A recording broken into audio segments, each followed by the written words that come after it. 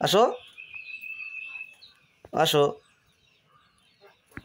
এই তো জেরি তো আমার কথা শুনে এ এখানে আসো, এখানে আসো, হাতের উপরে আসো।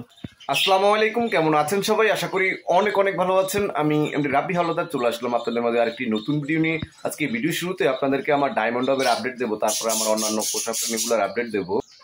এই ডায়মন্ড ডবগুলো এর আগে তো ডিম দিয়েছে, কিন্তু সেই ডিমগুলা ইঁদুরে নিয়ে গেছে। এখন আবার ডিম দেবে, আপনাদেরকে একটু কাছ থেকে দেখাই। এই যে দেখুন, এরা বাসও তৈরি করে ফেলেছে, হয়তো বা 2-1 দিনের ভিতরে ডিম দিতে পারে। কি তোমরা ডিম দিবে নাকি? এই যে দেখুন, বাসা তৈরি করে ফেলেছে। এই গরমে ডায়মন্ড ডবের অবস্থা খুবই খারাপ। শুধু ডায়মন্ড ডব না, আমার অন্যান্য পোষা প্রাণীর অবস্থাও খুবই খারাপ। যাই হোক বন্ধুরা, যখন ডিম দেবে পাখিগুলা অবশ্যই আপনাদেরকে দেখাবো। জেরি গোসল করতেছে। কি জেরি, অনেক গরম লাগে তোমার? জেরির অনেক গরম লাগে, তাই গোসল করতেছে। করো, গোসল করো। নেমে যাও, নেমে যাও, পানির ভিতরে নেমে যাও। ভয় পাওয়ার কোনো কারণ নেই। তাড়াতাড়ি তাড়াতাড়ি গোসল করো। গুড। জেরি, গোসল করো তাড়াতাড়ি। দেখুন কিভাবে গোসল করে জেরি। অনেক গরম পড়ে তো, তাই জেরি গোসল করতেছে। আসো, এখানে আসো, আসো। হাতের উপর ওঠো, ওঠো, হাতের উপর ওঠো। এই হাতের উপর উঠে বসে তারপরে গোসল করো। আসো আসো। এই তো জেরি তো আমার কথা শুনে এখানে আসো, এখানে আসো, হাতের উপরে আসো, আসো আসো। কি আসবা না নাকি? আসো। এই তো গুড। জেরি তুমি তো আমার কথা শুনো। দেখেন কিভাবে গোসল করে। আবার আবার আবার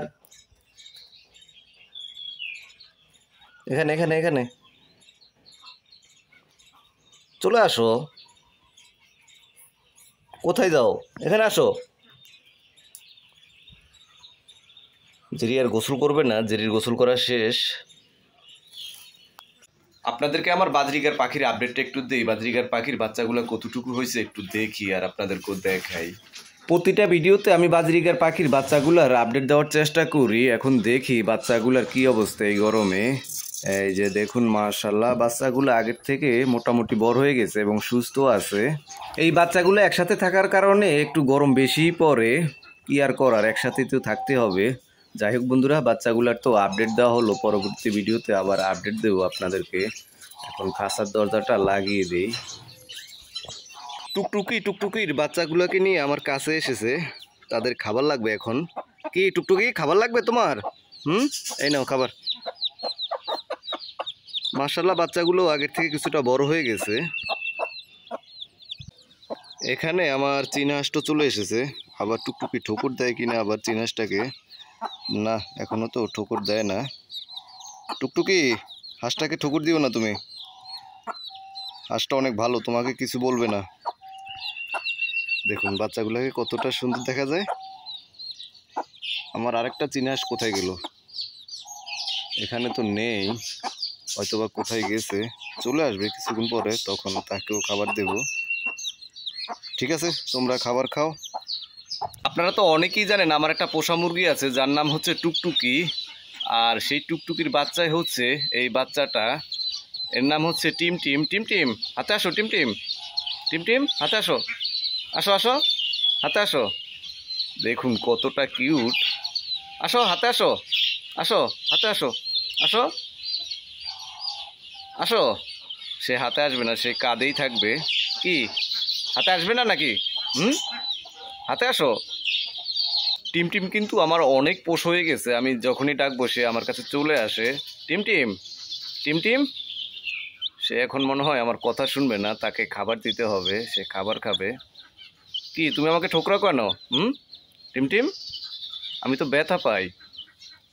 টিম টিম, হাতে আসবা না নাকি? চলে আসো। সে এখন দুষ্টুমি করবে, আসবে না। আসো আসো, হাতে আসো, আসো। টিম টিম, খাবার দেবো তোমাকে? খাবার খাবে তুমি? চলো তাহলে তোমাকে খাবার দেই।